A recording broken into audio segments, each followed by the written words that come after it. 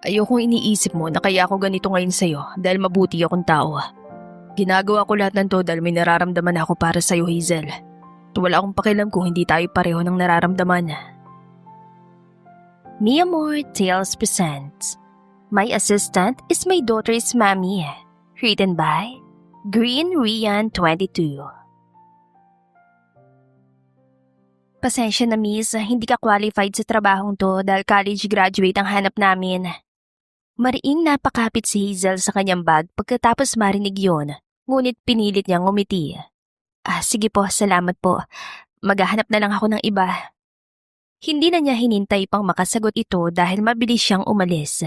Paglabas ay malakas na lamang siyang napabuntong hininga. Friday the 13th ba ngayon? Ang mahalas naman. Bulong niya sa sarili habang naglalakad. Nasa mall siya para maghanap ng trabaho pero sa isang oras yan ang naroon. Wala man lang siya napagpasahan ng resume dahil katulad ng palaging dahilan, hindi siya college graduate. Sa gitna ng paglilibot, nakarinig siya ng isang sigaw na matanda hindi kalayuan sa kanya. Tulong! Ninakawan ako! Hindi siya nagdalawang isip na lapitan ng ginang. Ano po nangyari, Lola? May lalaking kumuha ng brown kong paper bag at sumakay ng escalator para tumakas. Ano pong itsura niya? Matangkad at maputi. Sige po, Lola. Paniguradong hindi pa nakakalayo yon. Pipigilan ko siya. Nagmadaling umalis si Hazel para maabutan niya ang magnanakaw. Saktong pagdating niya ng first floor, naabutan niya dalawang lalaki na papalabas ng mall. Ang isa sa mga ito ay may hawak na brown paper bag. Mabilis niyang hinarangan ng mga ito. Hoy, magnanakaw ka? Pati ba naman matanda gagawin mo na masama? Galit niyan sabi, napansin niyang pagkunutan noon ng lalaki. What are you saying, miss? Huwag mo ko Englishin ah. Ibalak mo sa akin yung paper bag. Mukha ka pa namang mayaman tapos magagawa mo pang magnakaw. Pagpapatuloy niya bago kunin ang paper bag, ngunit nilayo yon ng lalaki. Napalingon siya nang tumawa ang kasama nito. Ano ba sinasabi mo, miss? Hindi magagawa ni Luis. Baka ikaw tong gusto magnakaw bago modus niyo ba to? Sira ulo ka pala eh. Huwag mo akong igaya sa inyo. Miss, I'm not a thief. Wala akong ninanakawan. Kung gusto mo ipakita ko pa sa iyo ang resibo nito. Sagot na lalaking Luis ang pangalan. And one more thing. I am a CEO. Wala akong rason para magnakaw. Sinungaling ka rin pala eh, no? Huwag ka na maraming sinasabi. Ibigay mo na sa akin ng paper bag na yan bago pa ako tumawag ng pulis ngayon. Napakamot sa ulo ang kasama nito. Ang kulit mo rin talaga, miss. Hindi ka magnanakaw si Luisa. Bakit niya gagawin yun kung sa kanya tong mall? Magsasalita pa sana si Hazel ngunit sa hindi kalayuan ay nakita niyang matanda na naglalakad papalapit sa kanya. Napansin niyang may kasama itong security guard at may hawak itong brown na paper bag. Nabawi ko ng paper bag, iha. Mabuti na lang nahuli ng gwardiya yung magnanakaw bago siya makalabas ng mall. Huwi ka ng ginang, napakunot ang noon niya. Ha? Hindi po ba siyang nagnakaw sa inyo? Tanong niya bago ituro ang lalaking kaharap niya. Ay nako, hindi. Sino ba yan? Narinig niya ang pagtawa ng guard. Paano magiging magnanakaw yan? Si Sir Luis? Siya may-ari ng mall na to. Tuluyan na siyang hindi nakapagsalita sa narinig. Nilingon niya si Luis na nakatingin lang sa kanya. I told you already, I'm not a thief. Wika nito. Napiyuko na lang siya dahil sa kahihiyan. Pasensya na po. Ang akala ko kasi ikaw yun eh. Ang sabi ni Lola lalaking matangkad at maputi ang kumuha ng paper bag niya. It's fine. Alam ko naman gusto mo lang makatulong. Pero sana sa susunod, siguraduhin mo muna ang tamang taong pinagbibintangan mo. Tumango siya. Pasensya na po talaga sa lahat Muling sabi niya bago nagmamadaling magpaalam na umalis. Hiyang-hiya si Hazel na makalabas na siya. Hindi na talaga siya babalik ng mall na yon.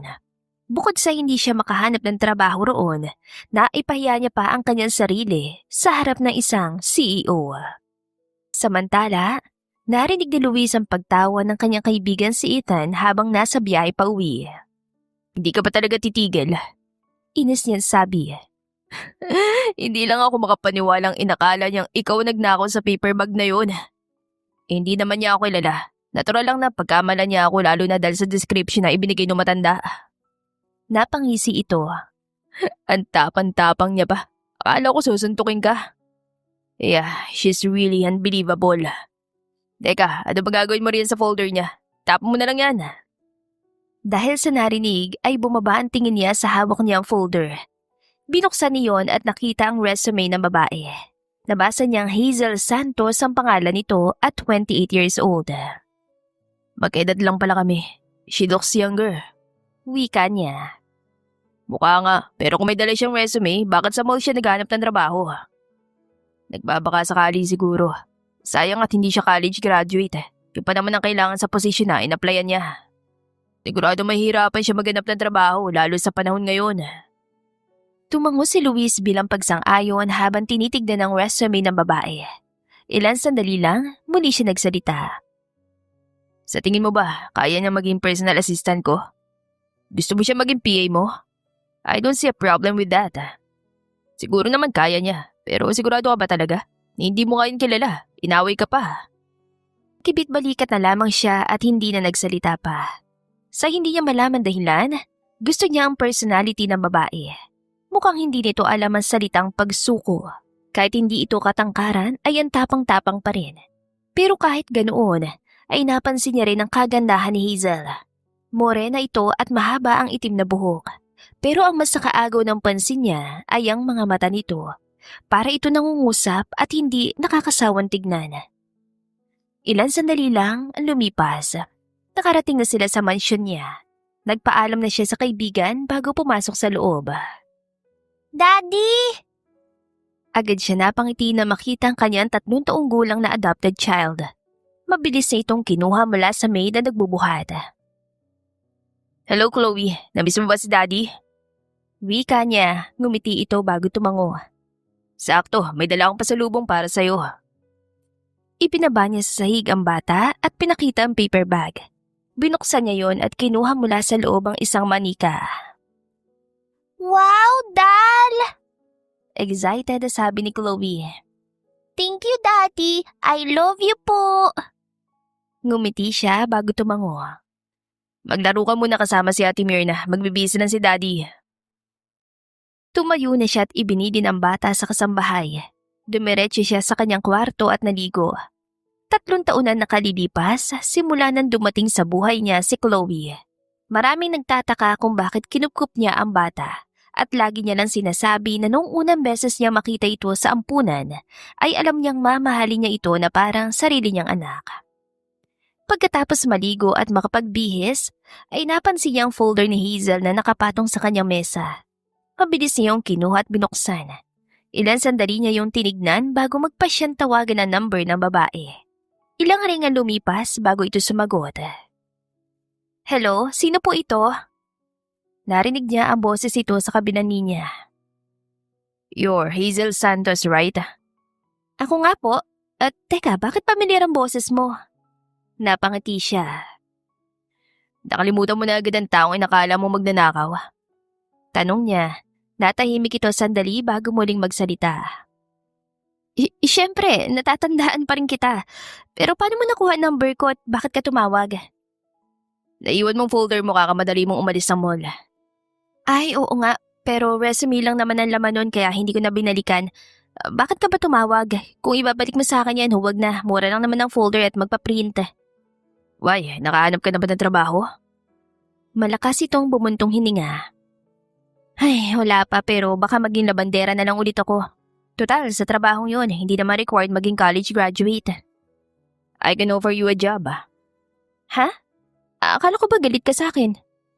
Bakit naman? Tungkol sa pagminta mo sa akin magnanakaw? Actually, I find it funny. Just don't do it again next time, okay? Sagot niya. Naghahanap ako ng personal assistant at sa tingin ko naman, pasado ka para ron. Matagal ito bago nagsalita kaya akala niya itatanggi ito. Ngunit tatawa na lamang siya na marinig niya muli ang boses ng babae. Magkano ba ang sahod? Siyempre, baka baratin mo ko. What's that? Baka mababa ang bigay mo sa akin ng sahod. You will get 30,000 pesos a month. 30K? Sigurado ka ba? Hindi makapaniwala sabi nito. Baka naman scammer ka. You're being a judger again. Naniniguro lang ako. Baka mamaya ko anong ipagawa mo sa akin. Mabuti akong tao, Luis. Natawa siya. Kung makapagsalita ka, parang ipapasok kita sa sindikato Gagawin lang kitang PA ko, okay? Ikaw magsasabi sa akin ng schedule ko at sana marunong ka magluto. Sa tingin ko naman kaya kong gawin lahat ng yon at isa pa. Nauubos ang ipon ko kaya sige, tatanggapin kong offer mo. Great. Then come to my office tomorrow. I will send you the exact address. Bukas na rin ang unang araw mo sa trabaho kaya maganda ka. Hindi na niya hinintay pa ang sasabihin nito dahil mabilis niyang ibinaba ang tawag.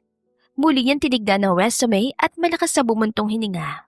Sana lang ay hindi siya magsising, inalok niya ng trabaho ang babae. Sa kabilang banda, maagang gumising si Hazel kinabukasan dahil ayaw niyang malit sa unang araw niya sa trabaho.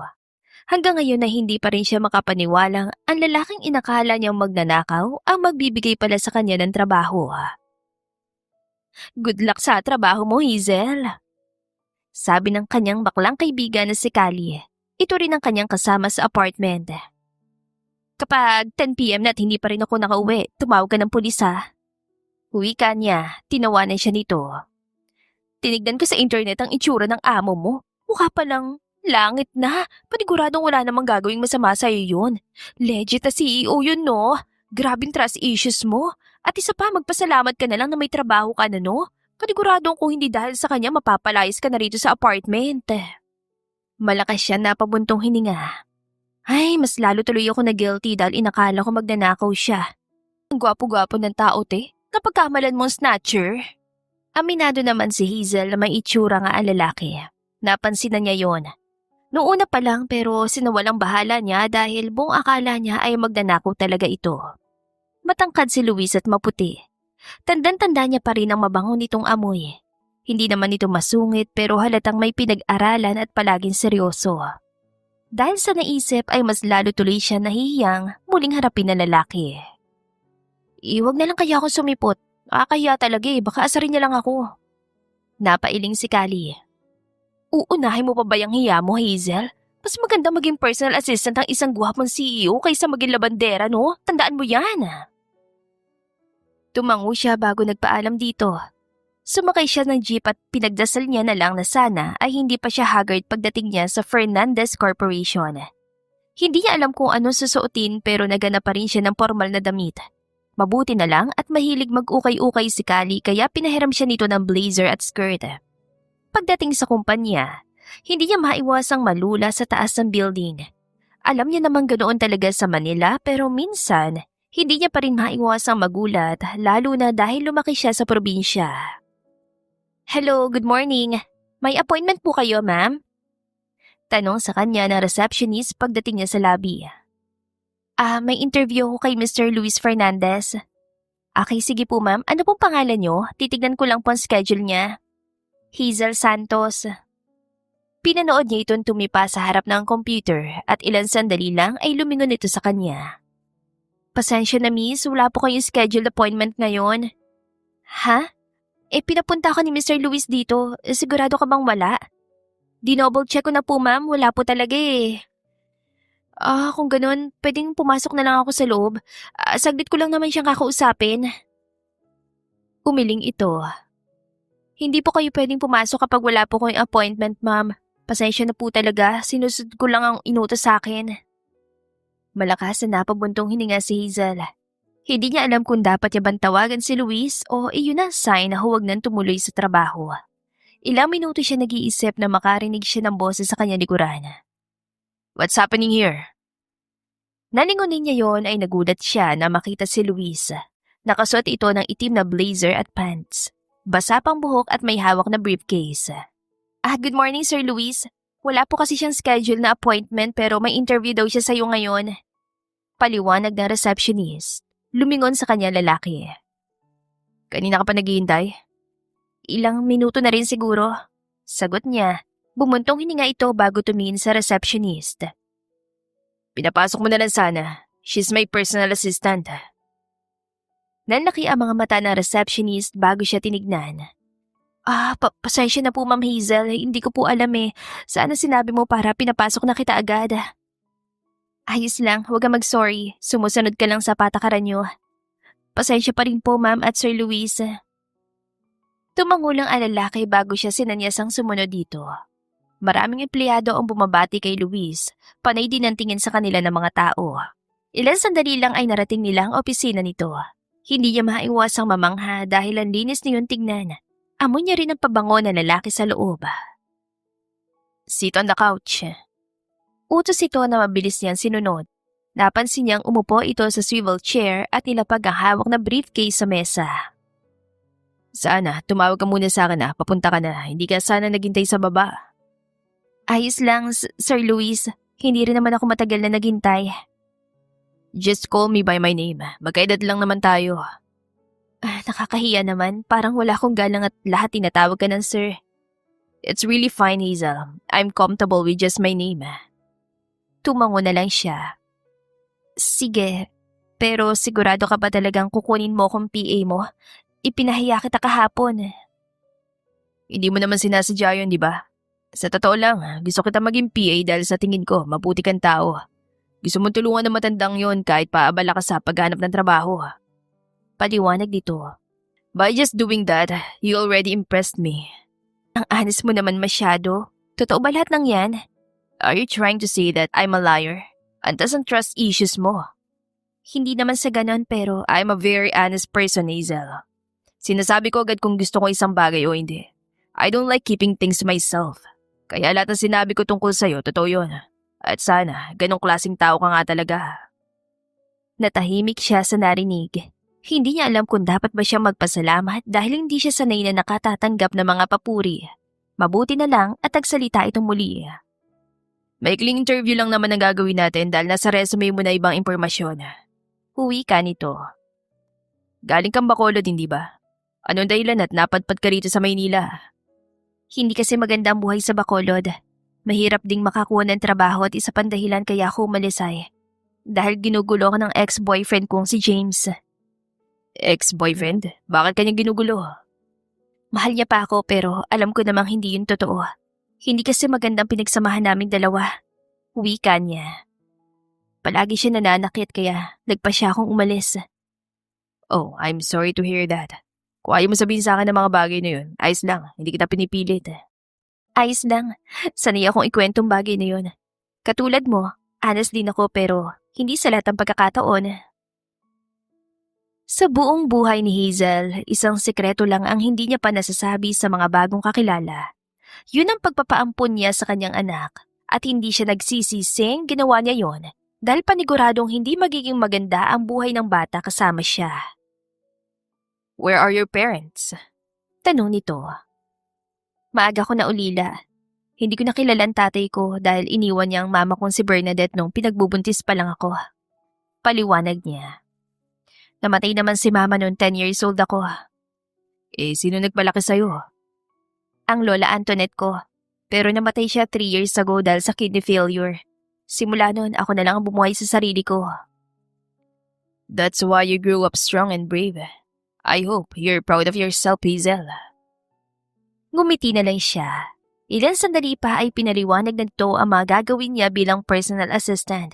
Siya mag-aayos ang schedule nito at magpapadala ng mga documents at emails. At isa pa palang tanong, mahilig ka ba sa bata? Tanong nito dahilan para matigilan siya. Mahilig naman, bakit?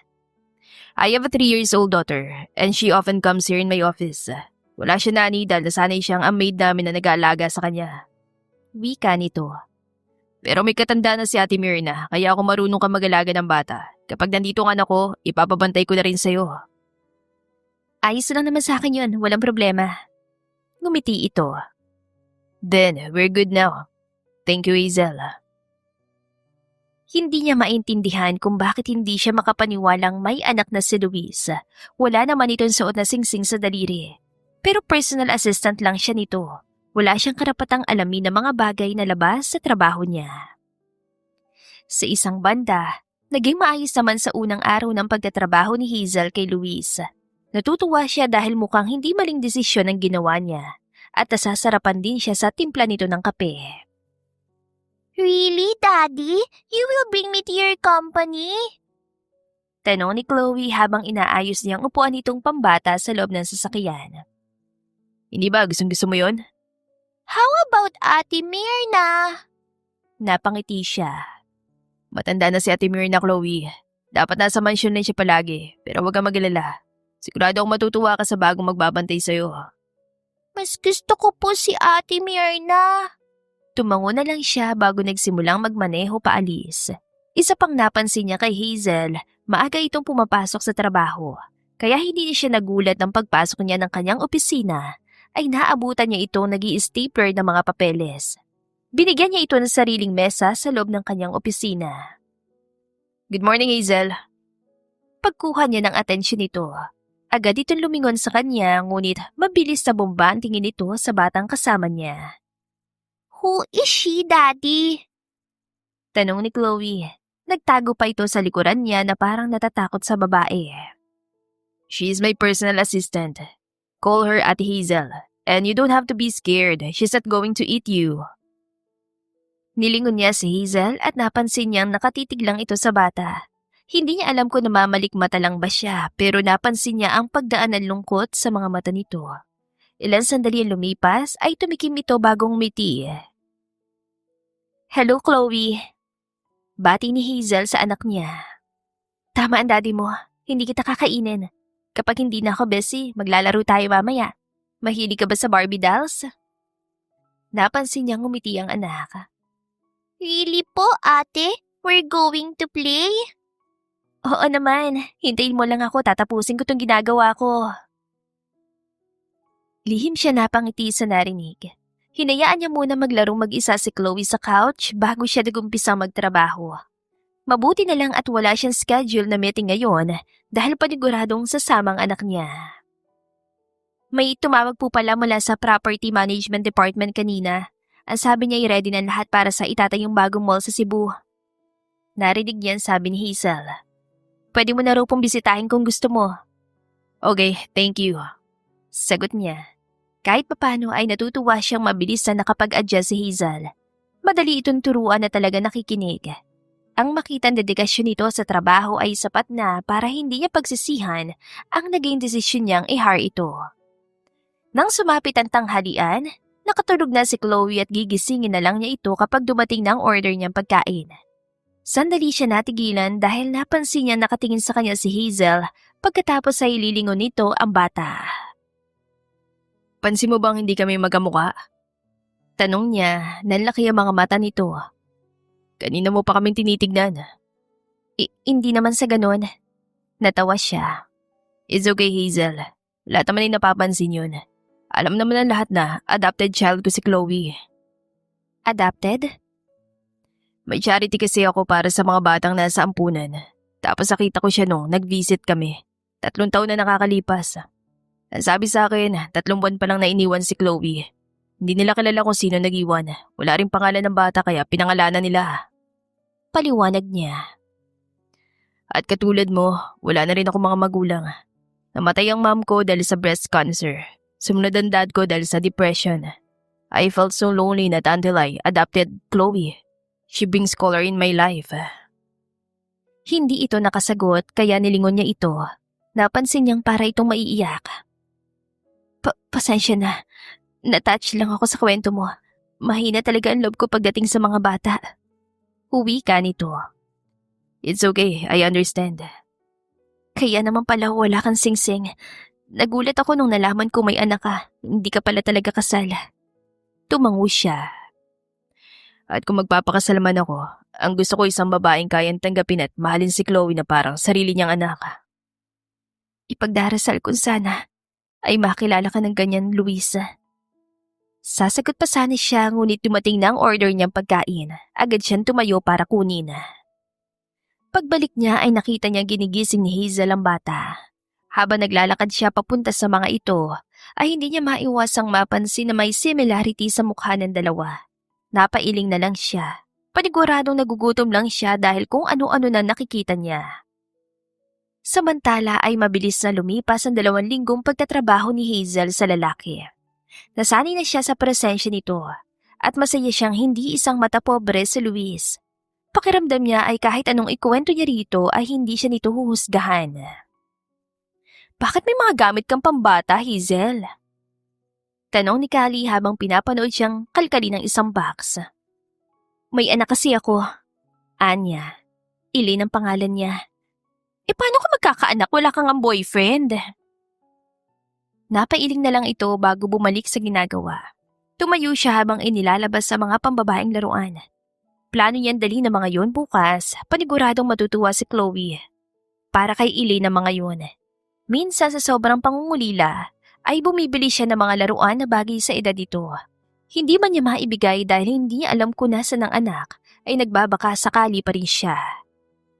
Sumapit ang kinabukasan, maaga siyang umalis ng apartment. Pagdating niya sa kumpanya, eksaktong nakatanggap siya ng tawag mula kay Luis.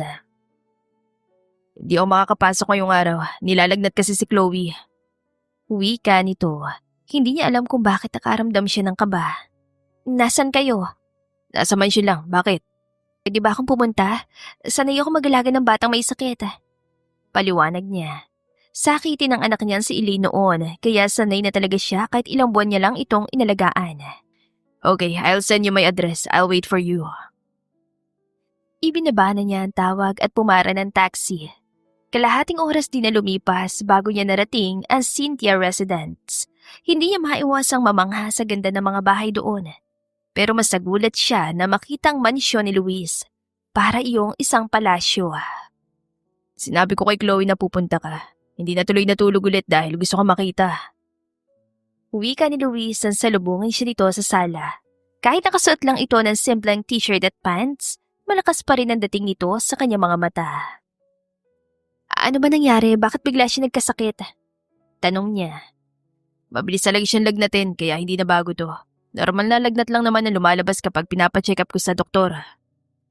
Baka napagod lang talagang katawan niya nitong mga nagdaang araw. Sagot niya. Ilan sandali pa narating nilang kwarto ni Chloe. Naabutan niya itong nakahiga sa kama. Mabilis itong bumangon nang makita siya. Ate Hazel, paglalaro po tayo. Hello Chloe, kumusta na pakiramdam mo? Malambing niyang tanong. Sabi po ni Daddy, I have a fever. Ay, magpahinga ka na lang muna ha. At kapag gumaling ka na, maglalaro tayo. Sagot niya bago ipakita ang dala niyang paper bag. Sakto, may dala akong mga laruan para sa'yo. Binili mo para sa kanya? Tanong ni Luis. Nanonood dito sa kanilang dalawa at pansin niyang bahagyang ngiti sa labi nito. Hindi. Matagal na itong mga laruan na to sa akin. Panregalo ko sana sa mga inaanak ko pero hindi pa naman ako nakakauwi ng probinsya. Wika niya. Ayaw niya mang magsinungaling pero wala siya magagawa. Wow, ang dami po nito, Ate Hazel. Thank you so much po. Napalingon siya kay Chloe. Malaki ang ngiti nito habang tinitignan ng mga laruan. You're welcome. Magpagaling ka na agad ha para makapaglaro na tayo, okay? Tumango ito at muli niya namang nilingon si Luis. Pwede ko ba siyang hilutin? Baka may lamig kasi siya sa katawan na hindi niya naman masabi dahil hindi niya yun alam. Huwag kang mag-alala, magan ang kamay ko at sigurado akong hindi siya masasaktan. It's okay, do what you want. Marunong ka mag-alaga ng may sakit na bata, hindi ba? Ngumiti siya bago tumango. Nilabas niyang efficacent oil na palaging dala at lumapit sa bata. Hihilutin kita, Chloe. Ayos lang ba yun? Okay po, Ate Hazel. Pinatalikod niya ito at tinaas niya suot itong damit. Habang ginagawa niya yon, ay naramdaman niya ang panginginig ng kanyang mga kamay. Bigla niya naalala ang araw na iniwan niya si Elaine sa tapat ng bahay ampunan. Hindi niya yun gustong gawin pero wala siya magawa. Hey, Hazel, are you okay? Why are you crying? Napabalik siya sa ulirat nang marinig yon. Agad niyang pinunasan ng kanyang luha bago nilingon si Luis. Bakas ang pag-aalala sa mukha nito. Ayos lang ako. May naalala lang. Are you sure? Tumango siya bago nilingon muli si Chloe na naguguluhan sa kanila. Ngunit nginitian niya lang ito bago magsimulang hiluti ng likod ng bata. Ilang minuto niya yung ginawa hanggang sa makatulog ito. Nang matapos ay eksaktong niyaya siyang kumain ni Luis. Sumunod na lang siya. Hindi niya tuloy maiwasang mahiya dahil nakita nitong umiyak siya. Akala niya ay magtatanong pa ito tungkol doon ngunit nagpasalamat siyang hindi. Ang daming pagkain. Uwi ka niya. Dalawa lang naman tayong kakain. Sinabi ko kasi kay Aling Mirna na pupunta ka. Hindi naman ako matakaw kumain na. Napailing ito bagong ngumiti. That's not what I'm trying to say. Tahimik na lang siya nagsasandok ng kanin at unang. Ilan sandali lang ay nagsalita muli si Luis. You don't like shrimps? Napansin ko kasing hindi ka kumukuha. Hindi naman sa ganon, may allergy kasi ako. Pareho pala kayo ni Chloe. Pero siya, gusto niya pa rin kumain yan. Pinipigilan ko lang. Napangiti siya. Nahirapan ka bang palakihin siya? I mean, wala ka kasing idea kung paano maging isang magulang. Ganon naman kasi kapag first-time parent, hindi ba? Nahirapan ako nung una pero mabuti na lang dahil tinutulungan ako ng kaibigan ko si Ethan. Yung kasama ko sa mall, may anak na siya at noon sinabi ko nagadap ako ng bata. Akala ko tatawanan niya ako pero tinulungan niya ako. Paliwanag nito. Kapag kasi sinasabi ko sa mga taong may adopted child ako, tinatawanan nila ako. Bakit daw mas pinili ko ampunin yung hindi ko kadugo? Marami namang babaeng gusto akong pakasalan. Bakit daw hindi na lang ako mag-asawa at magpamilya? Tapos yung mga taong tumawa sa'yo, sila pa talaga yung walang ambag sa buhay mo. Actually, nung una, akala ko tatawanan mo rin ako nung nalaman mong may adopted child ako. Pero mukhang tama talagang hula ko, mabuti kang tao. Kaya salamat Hazel. Salamat na lang din kahit ayokong paniwalaan yan.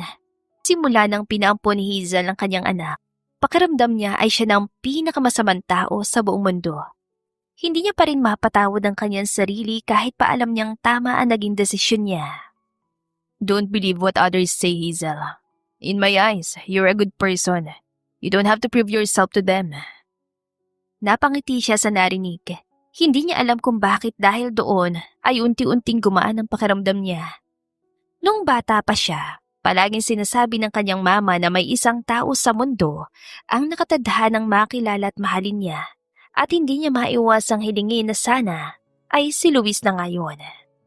Samantala, nang sumunod na mga araw, gumaling na rin ang anak ni Luis. Saktong Saturday ngayon kaya naka-day off din ang kanyang personal assistant. Tama lang din yun dahil ayaw niya magkasakit din ito. Wow, hindi ko inakalang magiging magandang outcome ng pagkuha mo kay Hazel bilang PA mo. Huwi ka ni Ethan, naroon siya sa mansyon nito. At hindi lang sa'yo napalapit, pati na rin sa anak mo. Hindi ko nga alam kung namamalikmata lang ba ako pero pag magkalapit silang dalawa, nakikita ko si Chloe sa kanya. Ano yun, na para maging na silang dalawa? Tumango siya. Pero imposible naman yung mangyari. Baka naman coincidence lang, may gano'n naman talaga in real life, hindi ba? Masyado ka lang ma-overanalyze. Baka mamaya makabisa mo na ang mukha ni Hazel. Balo ka ba? Parang sinasabi mo na rin na gusto ko siya. Hindi yun ang gusto kong sabihin. Masyado kang defensive. Pero matanong ka nga, may posibilidad bang magustuhan mo siya? Nagkibit-balikat siya. She's a nice person. Hindi malabang mangyari yun. Kapag nangyari yan, susuportahan ko kayo. Huwag mong patulan yung mga babaeng pera lang naman ang habol sa'yo. She's not like them, Ethan. Hazel is different. Nakikita kong pagmamahal niya kay Chloe. Wika niya. Hindi niya ako hinusgahan. Hindi niya sinabing magsisisi rin ako sa naging desisyon kong pag-ampon dahil panghabang buhay na responsibilidad yun. Lahat ng sinasabi ko sa kanya naiintindihan niya. Para bang pareho kami ng pinagdaanan. Pero hindi mo pa rin siya talagang kilala, Luis. Boto ko sa kanya sa nakikita kong oras niyang magama buhat ang dumating siya. But still, maigi pa rin kilalanin mo siya. Magpadalos-dalos. Kahit may kiling panahon pa lang kami nang sasama, sapat na yun para malaman kong mabuti siyang tao. Dahil sa naging usapan nila ni Ethan, ay hindi niya tuloy maiwang mas lalong ma-curious sa buhay ni Hazel. Gusto niya makilala pa ang babae. Kinabukasan, nang matapos ang trabaho nila, ay aalis sana si Hazel ngunit mabilis niya itong pinigilan. Bakit, may iutos ka pa ba sa akin? Tanong nito. May pupuntahan lang akong importanteng tao, samahan mo ko. Napansin niya ang pagtataka sa mga mata nito, ngunit hindi na ito nagtanong pa at sumunod na sa kanya sa parking area. Tahimik lamang sila sa loob ng sasakyan habang nasa biyahe. Ilang sandali lang ang lumipas, narating nila ang isang park. Anong ginagawa natin dito? Tanong ni Hazel. Ngumiti lang siya bago ito sinabihang bumaba. Ilang sandali sila naglakad hanggang sa narating nila ang kinaroroonan ni na Chloe at Ate Mirna. May malaking mesa roon. Maraming pagkain at may hawak si Ate Mirna ng cake, na ibinigay sa kanya.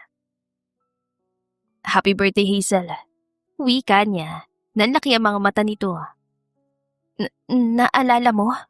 Of course, I remembered. Happy 29th birthday to you. Napansin niyang pinunasan nito ang luha sa mata bago hipa ng kandila. Hindi mawala ang ngiti niya habang nakatingin sa babae. Happy birthday, Ate Hazel! Sabi ni Chloe. Happy birthday, Hazel. Kanina pa excited ang batang ito na sorpresahin ka. Pagbati rin ni Ate Myrna, ngumiti ang babae. Salamat sa inyong lahat. Hindi niyo alam kung gaano niyo ako napasaya. Ilan sandali lang, nagsimula na silang kumain. Kahit kaunti lang sila ay napuno pa rin ng tawanan ng mesa. Pansin niyang makulit na bata talaga si Chloe. Ngunit noon dumating sa buhay nila si Hazel, nakita niyang mas naging behave at masayahin ito. Salamat talaga, Luis. Huwi ka ni Hazel. Kakatapos lang nilang kumain at pinapanood nilang maglaro sina Ate Myrna at Chloe sa hindi kalayuan. Kumiti siya bago ibigay ang isang paper bag. This is my gift for you. Simple lang yan. Sana magustuhan mo. Pinanood niyang kunin nito ang bracelet sa loob. Isa yung customized bracelet na pinalagyan niya ng pangalan nito. Salamat, Luis. Ang ganda nito. Huwi ka nito bago isuot ang bracelet. You're always welcome. Sa totoo lang, normal na araw na para sa akin ang birthday ko. Nasanay kasi ako mag-isa lang palagi kapag birthday ko kaya ayos lang kahit walang bumabati sa akin. Hindi rin ako sanay na mag-celebrate dahil sayang lang naman ang pera. Pagkukwento nito, alam mo ba simula na maghiwalay kami ni James, ang akala ko lahat ng lalaki katulad niya. Pero nakilala kita. Napatunayan kong mali pala ako. Napakabuti mong tao, Luis. Salamat dahil ginawa mong espesyal ang araw na to para sa akin. We can celebrate your birthday a million times, Hazel. Seryosong sagot niya. As long as I'm here, you will never feel lonely again. Napansin niya ang pagdaan ng gulat sa mga mata nito, ngunit hindi ito nagtanong sa kanya. Sa mga oras na yon, napagtanto ni Luis sa may nararamdaman na siya para kay Hazel. At gustuhin niya mang naging honest at sabihin yon, agad ay pinigilan niya ang sarili dahil ayaw niyang biglain ito. Samantala, pagkatapos i-celebrate ang birthday ni Hazel ay hinid pa siya ni Luis sa kanyang apartment. Hindi siya nakatulog nung gabing yon. Nakatitig lang siya sa bracelet na ibinigay sa kanya ng lalaki. Ganyan ba kapag in love? Napalingon siya kay Kali na gising pa pala. Nakangisi ito sa kanya dahilan para kumunot ang noon niya. Ano ba sinasabi mo? Nakita kong hinatid ka ng gwapo mong amo. Ano yon? Lumilevel up na kayo? Napairap siya. Mabait siyang tao, Kali. Gabi na't baka mapaano raw ako kaya hinatidan niya ako. Kung ako yon, iisipin kung gusto niya ako. Kaya ka nasasaktan niya, ang bilis mo mag-assume. Wow ha, gusto ko lang naman sabihin na baka gusto ka ng boss mo. Imposible yun. Sagot niya. Kahit pa naguguluhan siya sa huli nitong sinabi sa kanya ay ayaw niyang umasa. Kinabukasan, maaga ulit siya nagising para pumasok ng trabaho. Pagdating niya sa opisina ni Luis ay naabutan na niya agad ito. Good morning. Pagbati nito na makita siya. Ang aga mo yata ngayon. May meeting ako ngayong umaga, hindi ba? Tumango siya. Mamaya pa naman 9 a.m. mag-uumpisa. Teka, hindi mo yata kasama ngayon si Chloe. Tulog pa siya nung umalis ako sa bahay. Bibilang ko na lang siya ng pasalubong pag-uwi. Napangiti na lang siya. Nakikita niya talagang isang mabuting ama si Luis. Paniguradong kung ito naging tatay ng kanyang anak, hindi niya sana kailangan tumakas at ipaampon ng bata. Pagsapit ng 9 a.m. ay tumayo na si Luis para umalis. Sumunod ka lang sa conference room. Huwi ka nito. Mabilis naman siyang tumango. Nang makaalis ito ay inayos niya muna ang kanyang mesa at susunod na rin sana ngunit tumunog ang kanyang cellphone. Mabilis niyang sinagot ang tawag na agad niyang pinagsisihan. Hello, sino to? Tanong niya na nasa kabilang linya. Nakuha ko na rin ang bago mong number, Hazel. Halos mabitawan niya ang cellphone sa narinig. James, bakit tumawag ka? At kanino mo nalaman ang number ko? Pinilit kong kapitbahay mo rito sa Bacolod. Kaya lang naman ako tumawag dahil mangangumusta lang naman ako, Hazel. Ang tagal na natin hindi nag-uusap. Ilang beses ko pa bang sasabihin sa'yo na wala na tayong pag-uusapan? Ganyan na lang ba talaga sasabihin mo sa akin pagkatapos mo hayaang mamatay ang anak natin? Tuluyan ang tumulo ang luha mula sa kanyang mga mata. Huwag na huwag mong sasabihin na anak mo siya, James. Dahil kahit kailan hindi ka nagpakatatay sa kanya. Galit niyan sigaw. Huwag mo na akong tawagan ulit. Hindi kita gusto makausap. Hindi kita mapapatawad sa mga ginawa mo sa akin. Hindi na niya hinintay pa ang sasabihin nito dahil mabilis niyang pinatay ang tawag. Dahil sa galit na nararamdaman ay malakas niyang ibinato ang cellphone at malakas na umiyak. Lahat ng takot na nararamdaman niya kapag naririnig ang boses si James ay nanumbalik sa kanya ngayon. Pakiramdam niya ay sasaktan ulit siya nito. Hazel, what happened? Narinig niya ang boses ni Luis ngunit patuloy lang siya sa pag-iyak habang nakaupo sa sahig. Panay ang pagkampas niya sa kanyang ulo ngunit naramdaman niya ang paghawak ng lalaki sa kanyang mga kamay. Stop hurting yourself, Hazel. You don't have to do that. Kalmado nitong sabi bago siya mabilis na niyakap. Wala siya nagawa kundi ang umiyak sa bisig nito. Hindi siya binitiwan ni Luis hanggang sa hindi siya tumahan. Ilan sandali rin silang nasa ganong posisyon hanggang sa kumalma na siya. Mabilis siyang umalis sa pagkakayakap sa lalaki. Pasensya na. Hindi ko sinasadya yumakap sa'yo. Nahihiya niyan sabi habang pinupunasan ng mga luha. Sasagot na sana si Luis ngunit narinig nila ang boses ng isang staff nito. Sir, mag-uumpisa na po ang meeting. Hinahanap na po kayo. Nanlaki ang mga mata niya ngunit ngumiti lang sa kanya ang lalaki. Cancel the meeting now. Tell them I have an emergency. Sigurado po kayo, Sir Luis? Yeah, I will just reschedule the meeting. Nang hindi na sumagot ang staff ay mabilis siya nagsalita. Importante ang meeting na yun, Luis. Bakit ayaw mong tuloy? Kaya ako pumunta rito dahil ang tagal mong pumunta sa meeting. Tapos aabutan kitang ganito. Do you think I can still focus? Pero importante yun. You're the most important here, Hazel. What do you mean? Now, tell me what happened. Why are you having a panic attack? Bakit ka umiiyak? Malakas siyang bumuntong hininga. Tumawag kasi sa akin yung ex ko si James. Nakangamusta lang pero hindi ko siya gusto makausap. Paliwanag niya. Matindi ang naging trauma ko dahil sa pananakit na ginawa niya sa akin noon. I can put him in jail, Hazel. Just give me your permission.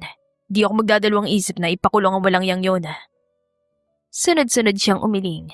Huwag na. Hindi na kailangan yan, Luis. Salamat na lang pero ayoko magkaroon ng gulo. Alam niyang kapag pinakulong nitong ex-boyfriend niya, malalaman ni Luis na pinaampun niya ang kanyang anak. Paniguradong mag-iiba ang tingin nito sa kanya at ayaw niyang mangyari yon. Pinaniwala niya lang si James na namatay ang kanilang anak kahit hindi yun totoo. Mas mabuting magsinungaling siya kaysa muling guluhin nito ang buhay niya. Sigurado ka ba talaga? Baka sa susunod ay personal na siyang pupunta rito. Huwi ka ni Luis. Ipagdadasal ko na lang na huwag mangyari yon. Kung ganun, mas higpitan ko ang security dito sa kumpanya. Napangiti siya bago tumango. Maraming salamat, Luis. Nakakahiya na. Iniwan mo pa talaga ang meeting na yun para lang sa akin. Huwi ka niya. Ilan sandali siya nitong tinitigan bago malakas na bumuntong hininga. I know, this is not the right time to tell you this. But I don't want to confuse you, Hazel. Seryosong sabi nito. Nakaramdam siya ng kaba. I'm an honest person, right?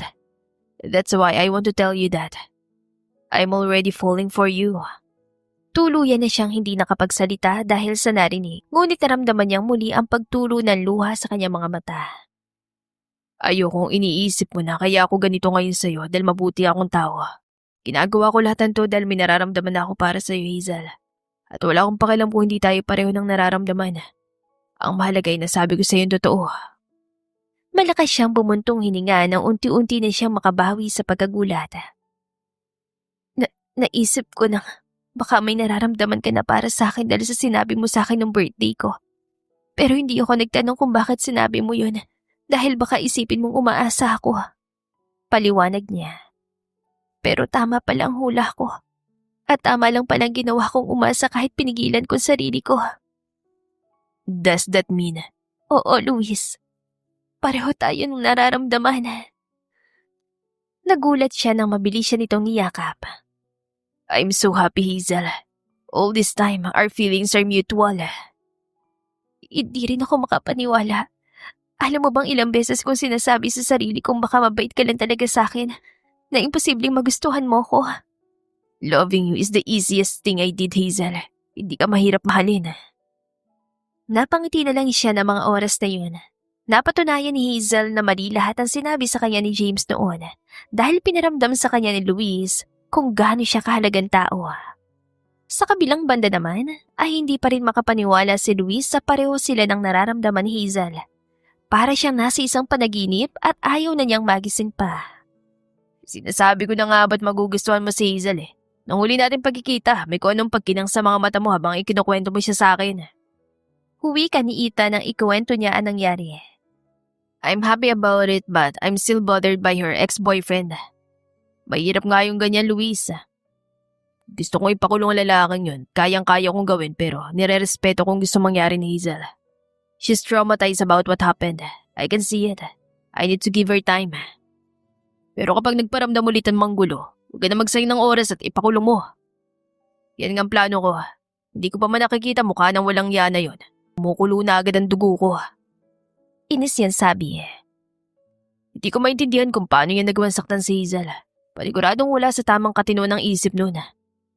Nga pala, may iba tayo ng usapan. Anong sabi ng anak mo nung nalaman kayo na ni Hazel?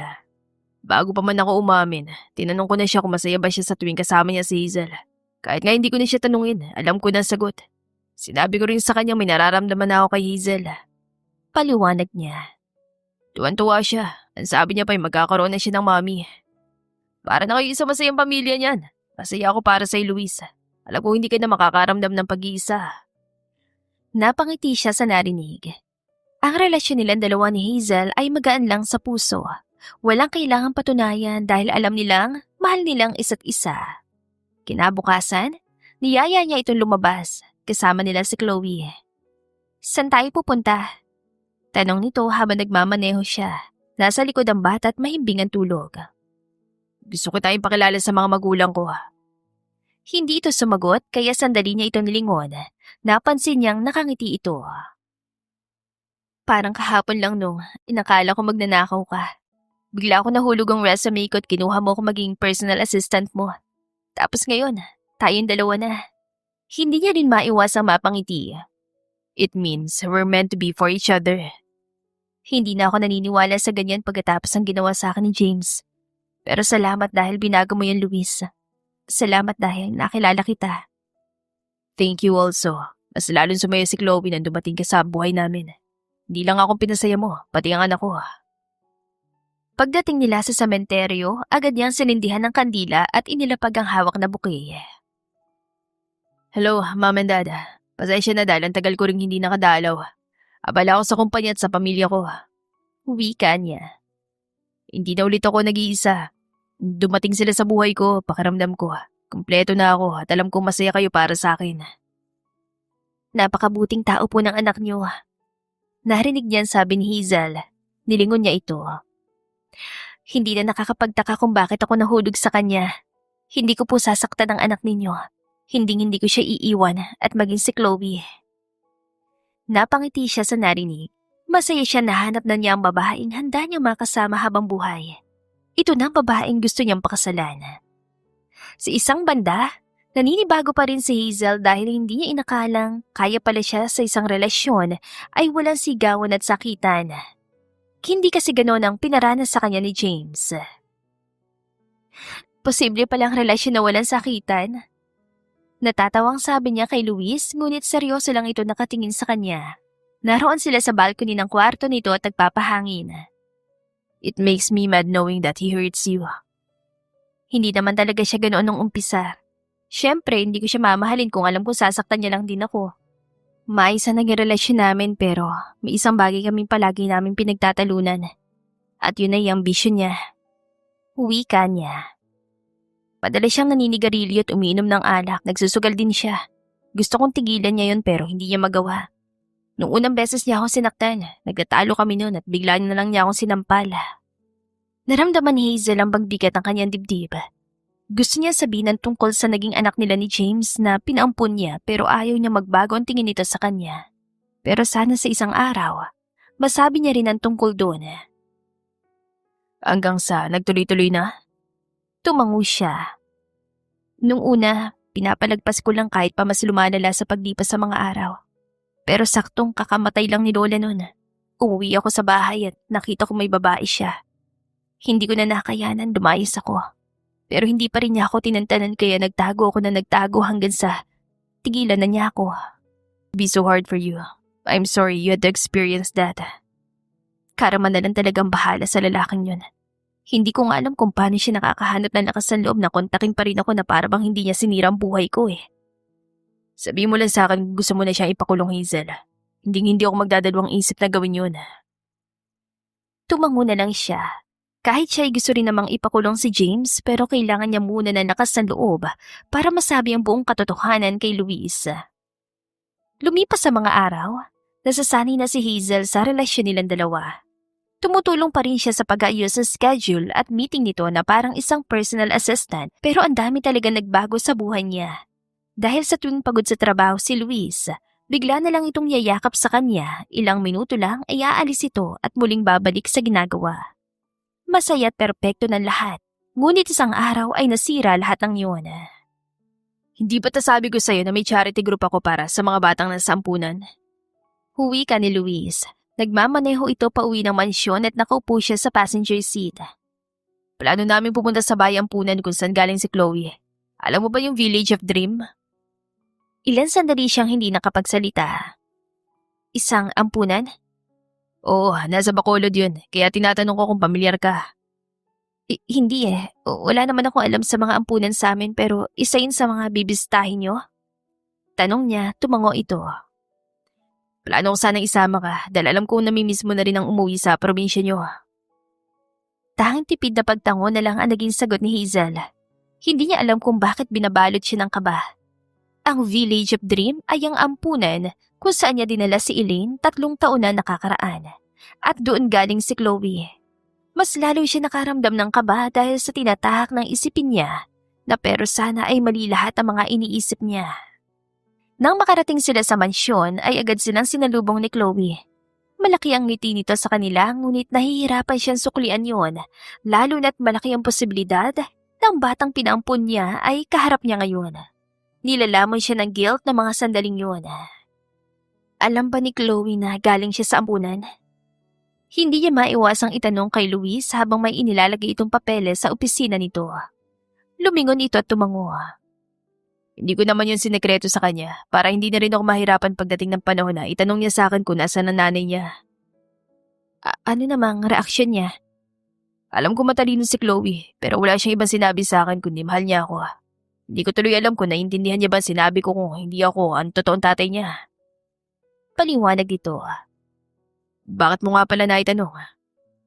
Umiwas siya ng tingin. Wala lang. Parang maganda kasing isama si Chloe kapag bumisita na tayo sa Village of Dreams, hindi ba? Yun naman ang plano ko. Panigurado matutuwa ang mga tao ron kapag nakita nilang malaki na si Chloe. Tumango siya. Ilan sandali lang, kumain na sila ng dinner. Sinubukan niyang huwag ipahalatang may bumabagabag sa kanya, ngunit sa tuwing tinitignan niya si Chloe, para may kung ano sumasakit sa dibdib niya. Pagkatapos kumain, ay nagpresente siya na maglilinis ng katawan ng bata. I'm really happy that you love my daddy. Narinig niyang wika nito habang naghahanap siya ng damit. Nilingon niya ang bata. Talaga? Yes, I finally have a mommy. Natahimik siya sa narinig at hindi na nagsalita pa. Kinuha niya ang damit at binihisa ng bata pagkatapos ng half-bath nito. Nang matapos, ay pinaupo niya ito sa sofa para lagyan ng medyas sa mga paa. Isusuot niya sana yon ngunit natigilan siya na makitang isang balat sa talampakan nito.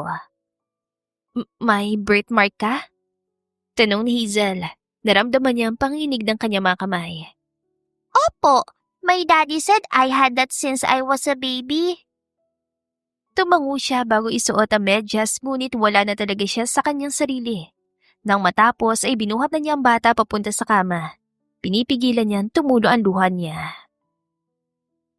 Elaine, sorry. Bulong niya, ngunit mukhang narinig yun ng bata. Who's Elaine po? Ngumiti siya bago umiling. Matulog ka na. Maglalaro po ulit tayo bukas Ilan sandali niya itong tinitigan bago magsalita. Good night, Chloe. Hindi na niya ito hinintay pang sumagot dahil mabilis siyang umalis. Eksaktong paglabas niya mula sa kwarto nito ay nakita niya si Luis. Is Chloe asleep? Tanong nito. Tumango siya. Nga pala, hindi pala ako matutulog ngayon dito. Ha? Why? Nag-text kasi sa akin si Kali. Sabi niya umuwi raw ako. Nagsasabi lang naman siya na ganun kapag may nangyari. Okay, then I'll drive you home. Sagot ito, ngunit mabilis siyang umiling. Hindi na, Luis. Gabi na, magko-commute na lang ako. No, it's fine. Delikado sa daan. Ihatid na kita. Sa huli, wala siya nagawa kundi ang magpahatid na lang. Tahimik lang siya sa sasakyan at alam niyang napapansin niyo ni Luis, ngunit ipinagpasalamat niya na lang na hindi ito nagtanong pa. Pagdating nila sa apartment, bababa na sana siya ngunit narinig niya nagsalita ito. I'll pick you up tomorrow. Bakit? Tanong niya. Let's have a date. Just the two of us. Natigilan siya ngunit gumiti rin. Sige. Una na ako Mag-ingat ka sa daan. I love you. Bumaba na siya at pagpasok sa loob ng apartment ay tuluyan na siya napaiyak. Naabutan siya ni Kali sa ganoong posisyon. Bakit ka umiiyak? Nag-aalala nitong tanong. Nag-break na ba kayo? Sinaktan ka ba niya, Hazel? Wala na ako mukhang may harap sa kanya, Kali. Minagawa akong malaking pagkakamali. Di humingi ka ng tawad. Mahal ka nun kaya papatawarin ka niya. At saka kilala kita, alam kong hindi ka gagawa ng ganun kung wala kang dahilan.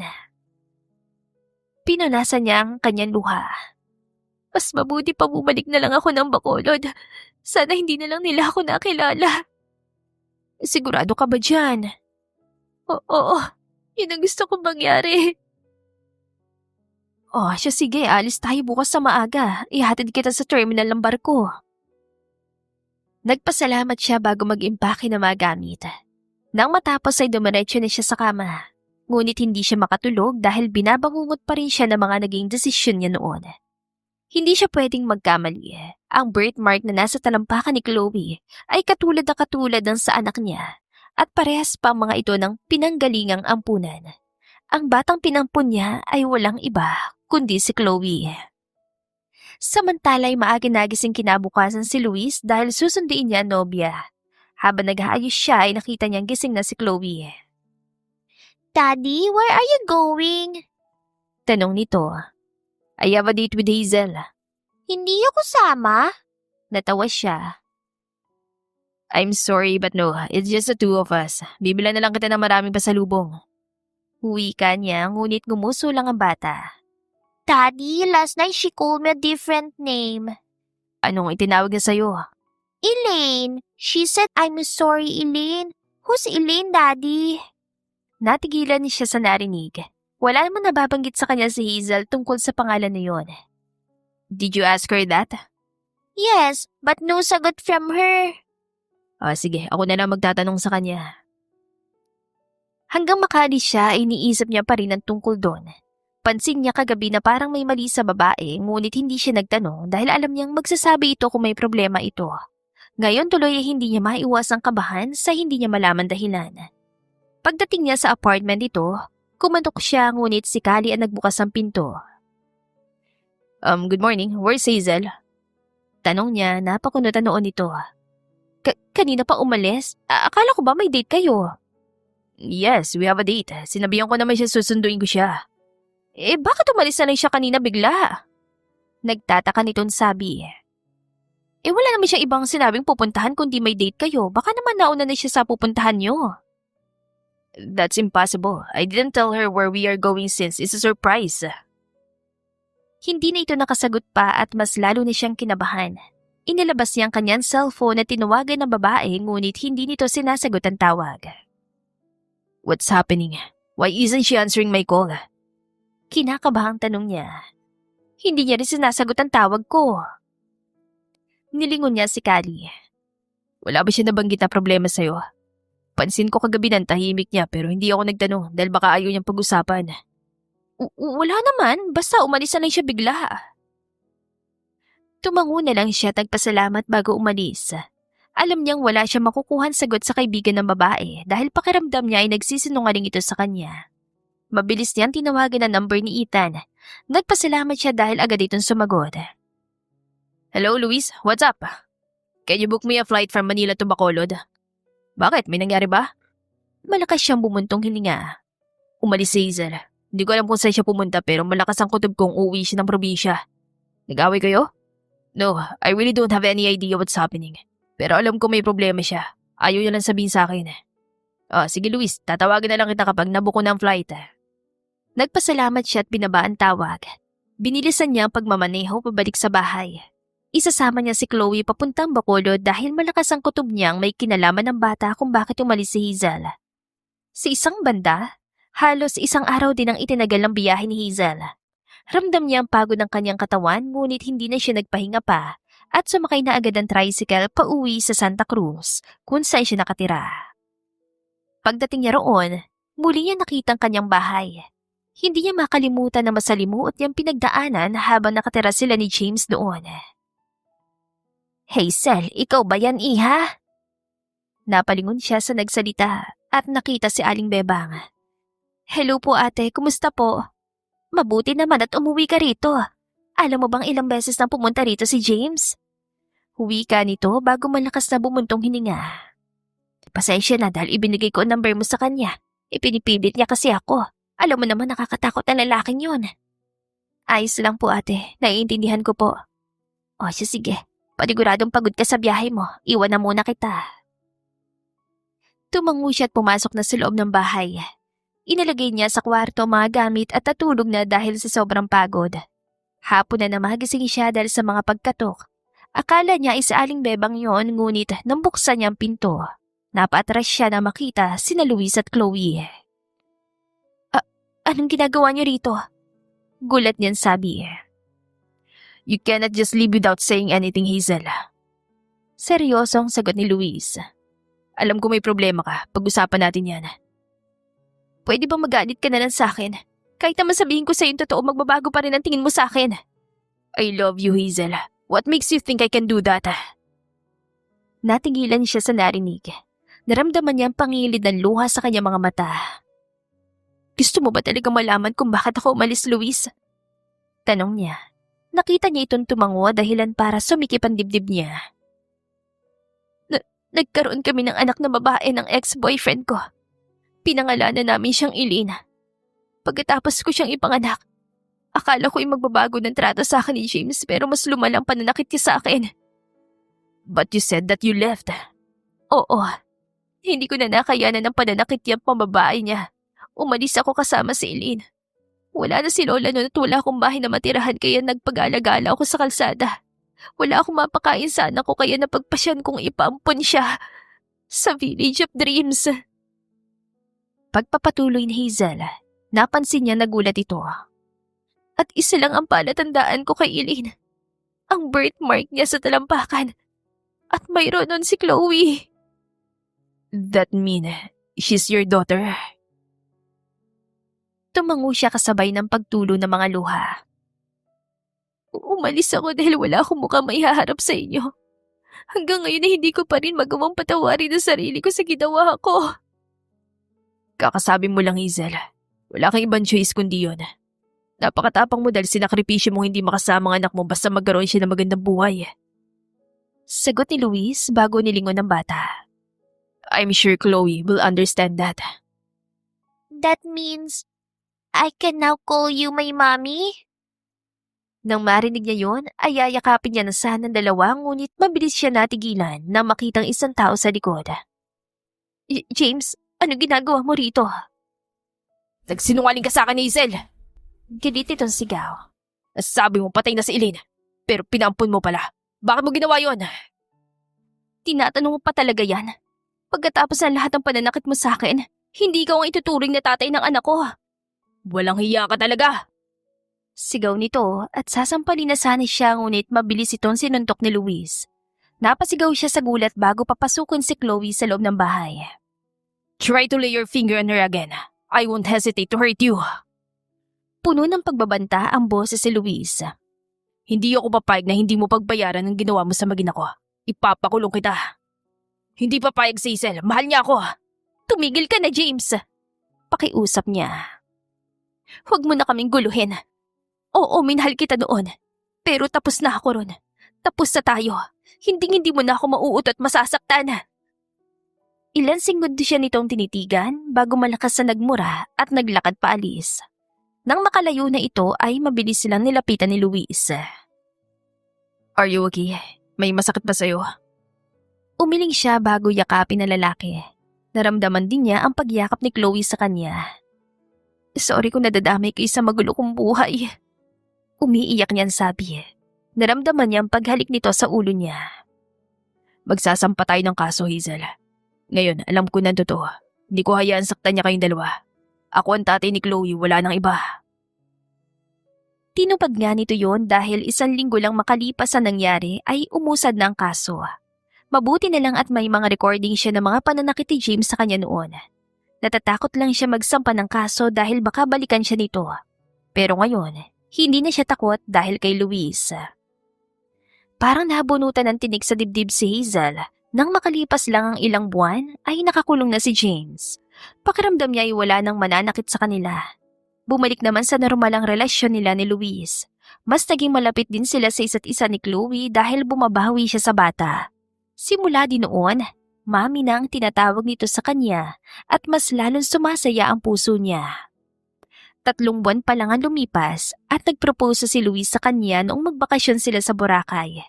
Hindi naman siya nagdalawang isip na tanggapin yon dahil alam niyang kasal na lang ang kulang para matawag silang isang pamilya. 1 taon din nilang pinagplanuhan ng kasal. Ginanap yon sa isang sikat na Catholic church sa Manila.